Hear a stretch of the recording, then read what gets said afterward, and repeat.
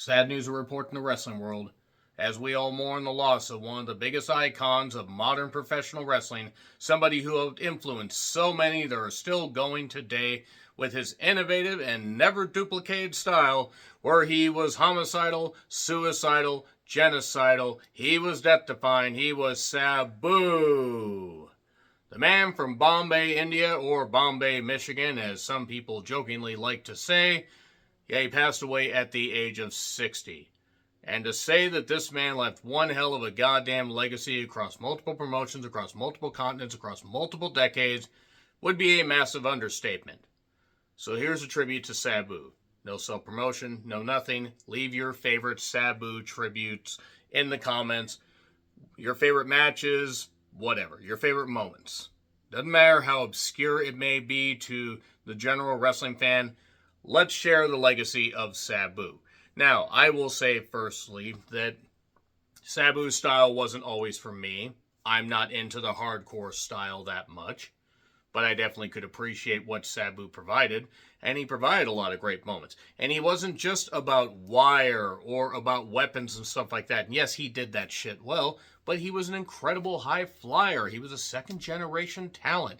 He was a man that truly did raise the bar very, very goddamn high and was really able to do incredible shit for a number of years, and he 1,000% paid the price. To be honest, it's a fucking miracle that Sabu lived to age 60. He lived a goddamn incredible life in and around the wrestling business, and actually just had his last match against Joey Janela, about a few weeks ago, I think. And just to think of how many decades he competed in. He was at an AEW pay-per-view, I believe a television taping as well in the interim, and had WWE stint. I'll talk about some moments that I remember and give a brief overrun of his career. But for those that were major Sabu fans, I really want to know what you have to say. It's certainly shocking, don't get me wrong. This is one of the most shocking ones. But at the same time, given the issues that he had injury-wise and stuff that he had gone through. And I'm not here to, get on a soapbox and that kind of stuff. I'm not doing that. I'm here to honor the legacy of Sabu, but it is, quite frankly, shocking he lived this long. So he was born Terrence Michael Brunk. I always find it funny that it was him and Terry Funk that had such a great feud, and it was Terry Funk and Terry Brunk. I don't know why that always amused me. But Staten Island, New York. And, you could tell that he was going to be something from, early on in his career. The surviving footage is there. He wrestled for his uncle, the Sheik, the original Sheik, as they ended up having to call him. And actually, it's kind of, depending on when you watch this, Dark Side of the Ring may have already come out. But, this Tuesday is about his uncle, the Sheik. And it's just really sad he didn't get a chance to see the finished product. I mean, both. Sheik, my God, he would be almost 100 by now. But it's sad that Sabu wasn't able to see the finished product. At least he was able to participate in it. I hope that they do a Dark Side about Sabu. Maybe they have some archival footage and they talk about some of his moments. I don't know if we're going to get that. But he did debut in the professional wrestling business in 1985 and bounced around that kind of stuff. And this is when big time wrestling pretty much was on its last legs, in all honesty. But really, you could study up on that, and it would just be incredible. It's amazing how the Sheik's territory fell. Fell really goddamn hard. He did have stints in the USWA. That's when Jerry Jarrett, I think Jerry Jarrett was still doing a thing with Dallas. And even had some matches in WWF in 1993. Now, that, obviously, he could have done well, I think, at that point. But Vince would have cartooned him up, and I don't know if it would have necessarily lasted as long, and his legacy probably wouldn't have had as much impact. Plus, I don't know if he could have worked within the WWF system, and that's not a knock on him, that's not a knock on WWF, that's just how it is. It's like oil and water. Though Sabu did certainly work better in the WWF system, even for a little bit, than, than New Jack. New Jack passed away a few years ago. So, his FMW stints. He had the Ring of Fire death match where he was teaming up with his uncle, the original Sheik, and Onita, and I think it was Tarzan Goto, but I don't actually remember who the other one was. They talked about that in the FMW Dark Side. And Sabu offered some great insight on that. But, where the Sheik, near his back, was melted from the fire, it was insane. That's going to be talked about, I assume, on the dark side. And he would go back and forth. He would make appearances in ECW, and his last full-time stop in that particular stint at FMW was against Hayabusa. And then, the real cool part was seeing the early stuff in Eastern Championship Wrestling. Yes, when Heyman took over and that kind of stuff, but the Hannibal Lecter mask and strapped to the gurney, or the almost like the box dolly is what it was almost like sometimes. But it was just really, it was really kind of cool to see Sabu like that. That was some cool shit. That was pretty innovative. And Sabu didn't speak.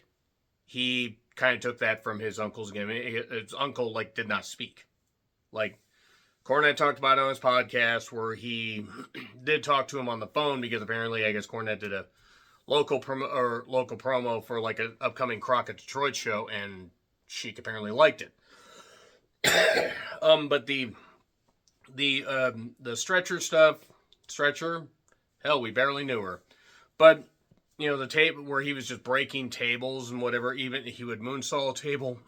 He would break the tables, whether somebody was on him. And he says, and I believe he said in the Forever Hardcore documentary, it was killing him every night. And it probably was. I mean, the human body's not meant to go through furniture. And that's the thing about Sabu. He did a lot of stuff he didn't need to. He set the bar so high that he was having to do shit by the time he was in his late 30s, early 40s, that he really probably shouldn't have been doing them. That's not a knock. But it's just how it was. Night the line was crossed. Terry Funk and Shane Douglas, a very good three-way match where you had the commingling of, Sabu and Terry. You had Shane Douglas, as they were pushing as the pure wrestler. And at that time, before Shane got hooked on all kinds of stuff and was known as a nut job, he did some pretty, damn good stuff in the ring and swore a lot. And Sabu also feuded with the Tasmaniac. Because before Taz, had the shifting character and Taz did a beautiful tribute to Sabu, by the way, where he says without, the feud with Sabu, the off-and-on feud, he would have been nothing. And that speaks highly of what Taz thought of Sabu. And to be quite honest, given how Taz was featured at that point, when he came back after the broken neck and the shaved head and throwing the suplexes, it was the feud with Sabu. Even though people got so built up on the thing at Barely Legal, I'm skipping ahead a little bit, but I do apologize, but that was something where people were like, that's a little kind of disappointing. That was it? That was it for the match? And the thing is, they hyped it up so much by not having them touch. And by doing some smoke and mirror tricks and stuff like that on the local TV that they were shooting, in any events that they had leading up to Barely Legal 97, where when they had that stuff happen, they finally clashed, they were still doing some good stuff. But the thing is, Sabu by that point was 32, because he was born as, he would have been 32. He's getting beat up by that point. He was really getting beat up. And not that Taz necessarily was I'm not saying spring chicken in a bad way, but not necessarily like he was fantastic himself physically. I mean, a broken neck, you can only come back from it so much and still be kind of the same. But the feud with the Tasmaniac, and then that caused Sabu to become a babyface. But then he took a booking for New Japan, and actually had competed in their Tokyo Dome show on January 4th in 95. Made a total of 64 appearances throughout the year, which is quite a bit, actually, thinking about it, even as much as they toured, as Inoki toured at that point. Laying the Chin lead the way. But, he's doing all that stuff and everything. He's still making these appearances. And then there was the stuff with Benoit where Sabu broke his neck against him in a match with Benoit. Wouldn't be the only time that Benoit would break someone's neck against her. I'm kidding. I just should probably not say those kind of things, but quite frankly, I need to throw a few things in here, and Sabu, for his foibles and his issues and his peculiarities, easy for me to say, he wasn't a murderer, but Benoit was. So, that did start the Crippler thing, which turned out to be a name true to life. But Heyman fired him because he didn't take the pay from him. I'm not saying that Paul Lee was paying him in peanuts at that point. That's always been something. This is where I will get up on my soapbox, where Sabu, was one of many that eventually left ECW for good to get, bigger money. Because Paul Heyman was a terrible businessman and would often make people work for very little to next to no money. Just because, believe in ECW, believe in this. Yeah, but they believe in getting paid and also eating and not dying and not getting injured for no reason. And that is something that Heyman will always have hanging over his goddamn head. Like he's hanging over an open flame every time he decides to tan. And that's why I'm not going to forget about Paul Heyman. Paul Heyman, to me, is just as responsible for a lot of Sabu's issues in ECW as Sabu may be responsible for his issues. I also do find the thing funny about, his Twitter interactions. The Brian Kendrick video, that surfaced about him saying horrible things that should never be forgotten, and he should absolutely be blacklisted for it. But Sabu's like, what did you say? And then people send his transcript, and he's like, oh shit. And it just his some of his stuff, and then I think he said to like Cornette, or he said to somebody, Sabu, Sabu, Sabu, Sabu, Sabu. I don't know why he said that. I don't know why. I don't remember his Twitter or his email where he sent it to him. But anyway, he's still doing the stuff in New Japan. Well, after he got fired, it was April, I think, in ECW. He got fired because Heyman's like, why won't you take my little money when Inoki's offering you way more? What are you doing? We're fucking lucky you had a goddamn company, Heyman. We're fucking lucky people wanted to work for you at all.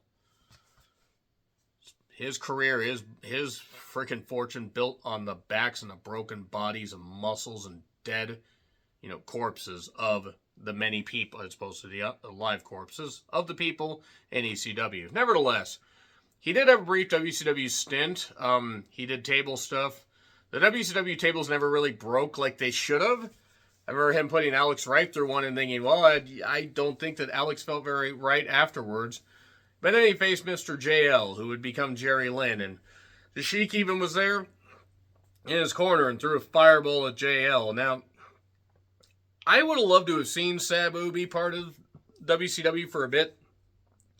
But I think he even mentioned in the Forever Hardcore thing that they didn't really talk that much about money, so he was just doing, I think he mentioned like, we got to give you something. He says $500, and then they never talked about money, so they were just giving him $500 payoffs instead of $500 for the first time, and then negotiating a contract to actually give him what he was fucking worth. WCW, ladies and gentlemen. But he did return to ECW in November to Remember 1995 because Heyman realized he needed talent because, Benoit, Malenko, Eddie, they decided to leave because they were contracted to New Japan and they wanted to go actually earn funds. So good job there. So he went to Big Japan. I forgot about Big Japan, to be perfectly honest. AGPW as well. He would, and I'm glossing over some of this stuff because, to be perfectly honest, it would get into the minutia of ECW. AEW wishes they had a creative mind like ECW did, but at least they have way better funding. Incredible funding. Nevertheless, feuding with RVD, teaming with RVD. RVD, of course, came up a little bit after Sabu, trained by the Sheik at Farhad. And that's why I think, and I believe RVD even did a thing where he just, put up like that, which on Twitter, which is very nice. I can imagine that a lot of the ECW people that are still alive are very upset. Those who enjoyed working with Sabu are probably very upset. I do want to say my thoughts do go out to those family and friends and the colleagues that are affected by this. And if you are truly upset in the comments, please leave your favorite memories. Share the love. Let's have some fun. So, the teaming with RVD, they're like, I think Hayabusa and Jinsei, I always get his name wrong. The guy that played Hakushi just always sounds so dirty. Hakuchi is what it sounds like. But that was a match where RVD nearly lost his goddamn eyelid because the piece of table punctured and he ripped it off, and he was going to rip it off instinctively, and I believe Sabu may have even stopped him from doing that, or the referee. But the teaming with RVD, that was some good stuff. And then we'd go Born to be Wired against Terry Funk. And this is probably what Sabu's most remembered for in his ECW run, or at least one of the things he's most remembered for. There was a barbed wire match where Sabu had cut open his goddamn arm, was actually getting tape and taping it up at the time. He would super glue his cuts closed, and that would help a little bit. Wouldn't fix the problems, but wouldn't fix like the torn muscles. But if it was just a cut, yeah, sure, super glue. But it's not my kind of match, but it is certainly memorable, and it is probably one of the most memorable things that both did in ECW, which is saying a lot because Terry Funk created a lot of great moments. Rest in peace, Terry Funk. But that would be one that would be most remembered. Sabu wrapping himself in a bunch of wire and getting all tangled and his pants ripped, and pinning Terry Funk in the ring when you could have just pinned him outside and forgotten the rules so nobody died. But anyway, he left ECW in early 2000. This is after teaming with RVD, doing some stuff. One of his last matches was against Just Incredible. I'd want to leave the company too if that were the case. And he goes to XPW, which, I mean, come on. XPW is a joke. Rob Black's a joke. The Dark Side of the Ring episode showed that. Back to FMW, he would be doing, I think, stuff in 97, I think through 2000, 2001. And then he had a stint in the WWA while he was working shots in TNA. World Wrestling All-Stars. Forgot the guy's name. Just Australian fucker that just looked halfway at putts. But he teamed up, or he rather faced off against Crowbar, a.k.a. Devon Storm. I think he was called Devon Storm there. And apparently he's working in Ring of Honor now, so he's still getting work, and that's good. That's good. It seems like Devon Storm is doing well for himself. Again, not my kind of matches, but I imagine Sabu was paid pretty well, and he got to do what he liked to do. And there were a few moments that were a little bit much, but it was what it was. The thing about Sabu is people did make a lot about his botches, and yes, he botched. Every wrestler botches. The thing is when you do high-flying moves and you work with furniture, these kind of things are going to happen. Whether it's Sabu, whether it's somebody that is so goddamn fleet of foot, they're going to land 99 out of 100 times. There's that one time that everybody's going to remember. We're all human beings. So, the TNA stints, he did have a ladder match against Ken Shamrock where Malice interfered. That was the Wall, brother. No, seriously, I think the Wall actually died in like January or February 2003. Or 04. I think it was 03. Yeah, they thought that guy should be featured. They were desperate for talent. Yeah, ladder match ended in a no contest. That was when they didn't want to beat Sabu, but they want to beat Ken. He was going to feud with Raven, but swore he wouldn't fight Raven out of respect to the memory of the Sheik. Actually, was his uncle still alive, or did his uncle die? I know his uncle died before the Hall of Fame induction, but nevertheless, he did have a legit back injury. Sabu does. I mean, imagine the Sheik probably did after that fire match, but he ended up also gaining a bad virus, sickness of some point, and was sidelined for like 10 months. And I actually forgot about that. So it's like, it was sometime in like 04 that I think he came back. But he would start making appearances in like 2005. He wrestled on that Hardcore Homecoming event that they ran just before One Night Stand. He then also showed up against Rhino in a big reaction, big match, big pop. Well, big reaction. It wasn't a very long match. That was where Rhino had been fired, and they were still using him, at least for this contracted appearance. I don't know why I say it like that. He was under contract. I say it weird. But, you got fired, chants, and they were chanting for Sabu, and that was cool. And then he would make his return to TNA. He'd have a series of matches with Abyss. There was a Monsters Ball match. I think that was at Bound for Glory 05. I think it was Jeff Hardy, Abyss, Sabu, and Raven, if I recall. I think it was Raven. I know Sabu, Jeff, and Abyss were part of it. That being said, this would build to a barbed wire match where they would use barbed wire boards and other stuff and everything, and they would just destroy each other. I really hope Dixie paid him well for that, because good God, some of the shit they were taking. It wasn't as gory as, or kind of uncomfortable, I guess, as the one with Terry Funk, but still, it was pretty memorable. And to think, Sabu at that point was just approaching, or had just turned 41. And then he had a broken forearm, but came back and worked a match against Samoa Joe at Lockdown 2006. And then it was announced that he had signed a contract with WWE. Now, his WWE run, let's be perfectly honest, after the first little bit wasn't all that memorable, because it was Sabu in a WWF, or WWE environment, rather. And he was older, and also Vince wasn't going to get him, and Vince didn't get him. And I imagine, outside of a couple people, there were probably some that didn't get him. One that did, though, was Ray. Ray faced him in a world title match that ended in a no contest in ECW. But that being said, it was what it was. It was at the Hammerstein Ballroom, and that crowd wasn't very happy there. Ray took a hell of a goddamn chair shot where Sabu just threw it at him. And then the Extreme Lumberjack match against Cena. And I will say that Cena got more out of Sabu than I would have thought, and Sabu showed a different side of Cena. Yes, it was a shorter match. It needed to be. And Sabu did something impressive before that when he showed up and got on the ropes and did the leg drop, and leg dropped Cena through the announcer's table. I think that was on Raw. It might have been actually in that Extreme Lumberjack match, but the whole point is that Sabu was still doing impressive shit by this point. And then the RVD suspension, that Sabu got suspended also. He had faced a Big Show in an ECW match, Extreme Rules match at SummerSlam 06. And then he would still appear on the weekly ECW programming, but then he would be jobbed out on other stuff like Survivor Series 06. He wasn't even part of December to Dismember.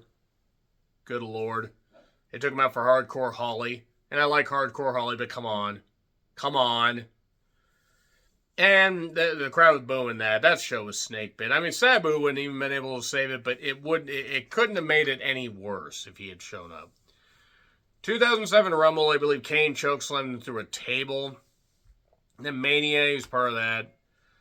And then he was gone after a year. I think he'd only signed a 1-year contract, and even if it was a little bit longer, he was done. He had helped induct his uncle, the Sheik, into the Hall of Fame. That was very nice. It was a good move.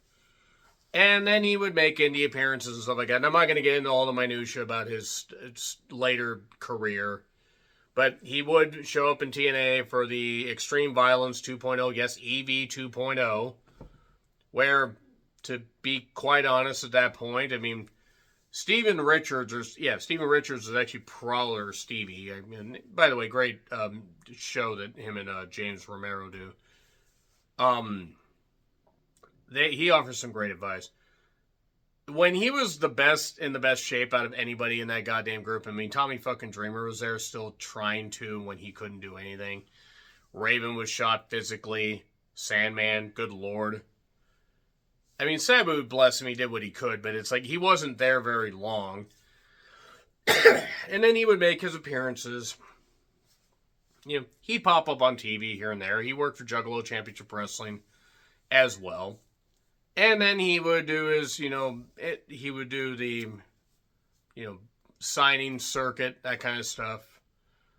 And yeah, he had a lot of takes. He had some takes on social media that some people probably shouldn't have. Certain words and things that were said that I can't necessarily say were nice. I'm not going to say he wasn't entertaining, but he certainly had questionable views. That can't be ignored. But this is about honoring the career of Sabu. I would like to think I did some of that. I don't really have anything else. So leave your favorite Sabu moments in the comments, and that's really it. Again, no self-promotion. So in closing, rest in peace, Sabu.